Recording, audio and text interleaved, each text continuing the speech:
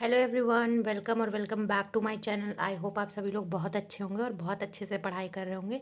So yes, let's take another challenge. क्योंकि मैंने देखा, काफ़ी न्यूज़ में देख रही हूँ जिसमें कुछ लोग ये बोल रहे हैं कि पेपर डिले होगा, कुछ लोग बोल रहे हैं पेपर नहीं डिले होगा। सो मैं क्या कर रही हूँ, 30 डेज़ का कंप्लीट करने का सिलेबस चैलेंज ले रही हूँ। 30 डेज़ में मुझे अपना टारगेट है मेरा कि मैं पूरा कंप्लीट सिलेबस रखूँगी अपना। आज 25 ऑफ अप्रैल है, अरे मार्च है सॉरी। एंड 25 ऑफ अप्रैल तक मेरा टारगेट है कि मैं A to Z all subject पूरे टारगेट्स मेरे कंप्लीट हों। ठीक है, सो लेट्स स्टार्ट। सबसे पहले मैं बताऊंगी कि कितने नंबर ऑफ़ आवर मैं ले दे रही हूँ हर सब्जेक्ट को। एंड मेरा टारगेट ये रहेगा कि मैं इस चीज़ को डेडिकेशन के साथ, पूरी कंसिस्टेंसी के साथ कंप्लीट करूँ। मेरा खुद से ये बहुत बड़ा चैलेंज है। इसके बीच में चाहे जो भी मेंटल ब्रेकडाउन हो, चाहे जैसा भी हो, जो भी कंडीशन आए, मुझे अपने आप को ये याद दिलाते रहना है। और ये वीडियो भी मैं इसलिए बना रही हूँ ताकि आप मुझे याद दिलाते रहो कि मुझे ये चीज़ फॉलो करनी है एंड कंप्लीट करना है। एंड क्योंकि 25 ऑफ अप्रैल के बाद मैं कुछ दिन के लिए बिज़ी रहूँगी, मे बी मैं अपने होम टाउन विज़िट करूँ तो मैं फ्री ना रहूँ। इस वजह से हो सकता है कि तब थोड़ी सी प्रॉब्लम आए, थोड़ी सी कंसिस्टेंसी जो है वो मेरी ब्रेक हो। इस वजह से मैंने अपने आप से चैलेंज लिया है कि मैं अगले 1 महीने में, जब तक मैं बिज़ी नहीं हो रही हूँ, मैं पूरी कोशिश करूँगी सारी नेगेटिविटी, सारे नेगेटिव थॉट, सारी जो न्यूज़ चल रही है, कुछ भी सबको अवॉइड करके मैं स्टार्ट करूं और अपना चैलेंज लूँ। क्योंकि ऑलरेडी मेरा काफ़ी चंक ऑफ सिलेबस कंप्लीट है। मुझे बस एक फाइनल रिवीजन देना है हर चीज़ पे, जीएस को छोड़ के।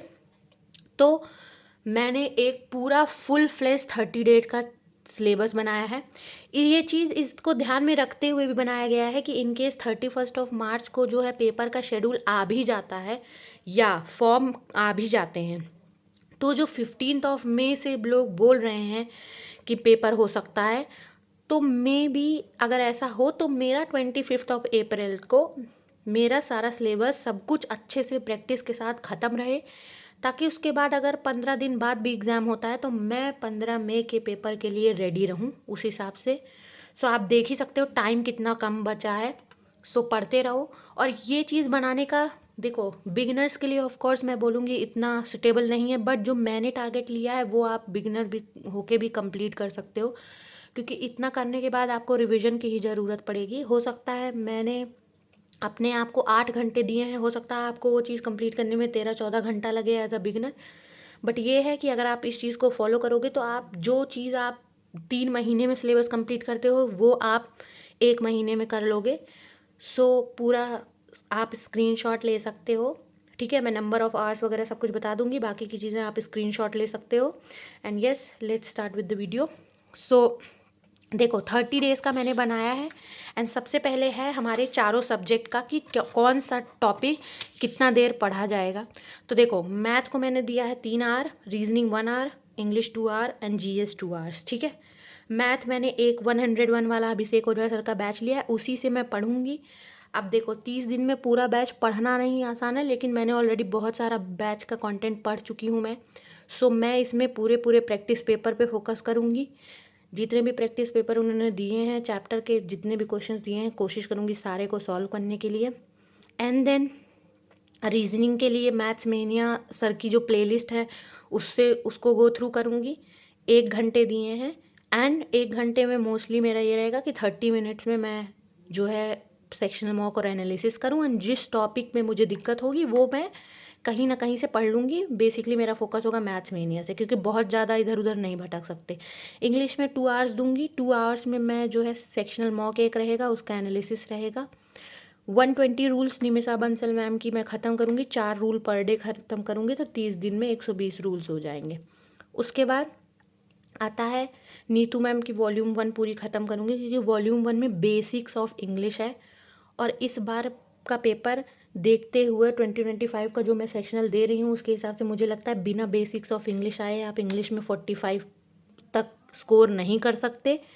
40+ स्कोर कर सकते हो, लेकिन अगर आपको 45+ स्कोर करना है तो आपको बेसिक्स ऑफ इंग्लिश आनी चाहिए। तो मेरे पास नीतू मैम की वॉल्यूम 1 है, उससे मैं करूँगी। एंड देन जीएस के लिए मैं परमार सर के 1 शॉट्स जाऊँगी, उसके 1 शॉट्स पढ़ूँगी, पूरे 1 शॉट्स पहले ख़त्म करूँगी एंड देन फैट मैन से रिवीजन करूँगी। 2 आवर्स पर डे है, तो अगर 1.5 की स्पीड से भी करती हूँ तो चांसेस ये हैं कि मेरे सिलेबस पूरा कंप्लीट हो जाए। अब आगे मैं हर डे वाइज का बनाई हूँ, 26 मार्च से लेके 24 अप्रैल तक का, पूरे 30 दिन का। तो अगर आपको स्क्रीनशॉट लेना होगा तो आप लोग ले सकते हो, ठीक है। एंड मेरे टॉपिक्स कुछ और हैं, आप अपने अकॉर्डिंग अपने टॉपिक्स बना सकते हो, ठीक है। सो यस, ये देखो,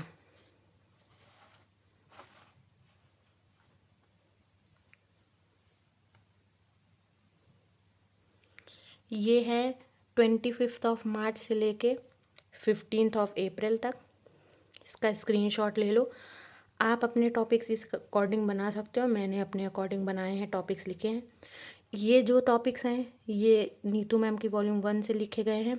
ये 1 शॉट में, जैसे 7 घंटे का लेक्चर है तो मैंने 3 पार्ट में डिवाइड किया है, चौथा पार्ट रिवीजन के लिए रखा है। आप पॉज करके स्क्रीनशॉट ले सकते हो और अपने हिसाब से अपना बना सकते हो। उसके बाद 15 मार्च से लेके 24 मार्च तक का ये रहा, ठीक है। यहाँ नीचे मैंने मंत्र वंत्र टाइप का लिखा है। सो ये रहा, ठीक है। ये देखो, ये है 16 से लेके 24 तक का सारे टॉपिक्स लिखे हैं, ठीक। मैथ्स आपको समझ में आ ही रहा होगा क्या है, जीएस भी आपको समझ में आ रहा होगा, इंग्लिश भी आपको समझ में आ रहा होगा। रीजनिंग में सारे में कॉमा इसलिए है क्योंकि रीजनिंग का टारगेट ही सिर्फ और सिर्फ एक है कि डेली मुझे एक मॉक देना है, उसका एनालिसिस करना है एंड जो टॉपिक नहीं आएगा उसको रिवाइज करना है मैथ्स मेनिया की प्लेलिस्ट से। इसके अलावा कुछ लंबा चौड़ा नहीं है कि डेली मैं टॉपिक वाइज लिखूँ, तो इसलिए मैंने कुछ खास उस पर मेहनत नहीं की। सो आप देख सकते हो एक बार और, इसका स्क्रीनशॉट ले लो। एंड इसकी वीडियोस हर दूसरे दिन एटलीस्ट एक लॉन्ग स्टडी वीडियो शायद आ पाए। मैं कोशिश मेरी रहेगी कि मैं टारगेट्स ख़त्म करते रहूँ। वीडियोस कितनी आ रही हैं कितनी ही उसका मैं गारंटी नहीं दे सकती, बट क्योंकि मैं ये चीज़ करना चाह रही हूँ तो मे भी आप में से कोई इस वीडियो को देख के मोटिवेट हो और वो करना चाहे तो प्लीज़ आप लोग भी कर सकते हो। एंड अगर आपने इतना कर लिया तो आपका पूरा ही सिलेबस कंप्लीट हो जाएगा। ये जो जीएस का सोर्स है ये परमार के 1 शॉट्स हैं जो यूट्यूब पे फ्री आए हैं, उन्हीं से करूँगी। तो ये भी फ्री हैं, ये 100 रुपीज़ के बैच में से हैं। ये तो बुक से हैं, तो ये भी बुक खरीद ली है तो उसके बाद तो अब मुझे कुछ इन्वेस्टमेंट करनी नहीं है। एंड रीजनिंग भी मैंने टेक्स्ट बुक का वो ले रखा है, तो 2025 के पहले लगाऊंगी सारे।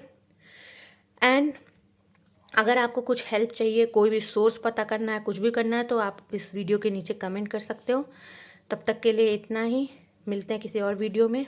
पढ़ते रहो, बाकी ये वीडियोस पढ़ाई के वीडियोस भी आती रहेंगी, ठीक है।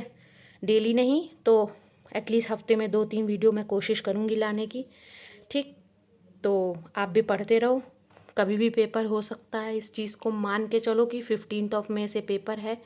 So stay motivated and study and thank you so much for watching this video. Please like and share. Bye.